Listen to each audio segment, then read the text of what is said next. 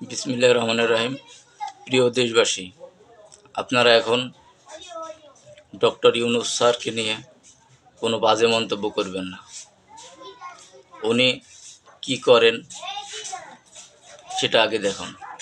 ওনার ব্যক্তিগত জীবনের ঘটনা সবাই তো জানেন না, জানেন শুধু সেই সুদ খায়, যার সুদের কারবার আছে এটাই জানেন।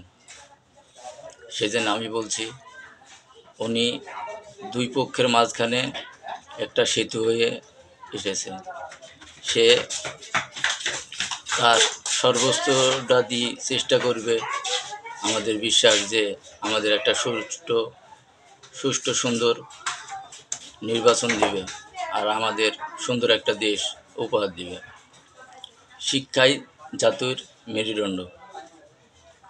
তাহলে উনি তো নোবেল জয়ী।